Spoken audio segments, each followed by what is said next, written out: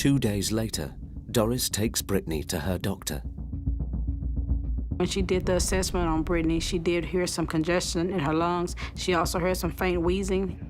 The doctor left the room for a minute, and then she came back and she had a book in her hand, and she said, "I think I know what you have." She said that what I had was a worm called Ascaris. Ascaris is a roundworm that infests the human digestive tract. When eggs are swallowed, they hatch into microscopic larvae that make their way from the small intestine into the bloodstream. There they are carried to the lungs, where they climb up the host's airways and are swallowed back into the intestines when they reach maturity and breed. Usually, adult worms stay in the digestive tract where they can live undetected for years.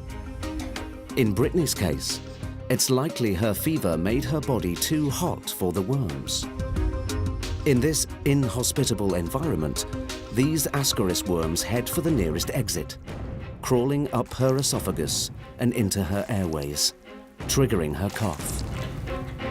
My biggest fear was that I was going to keep coughing up worms. In extreme cases, Ascaris worms can cause secondary infections and intestinal blockages, which can be fatal.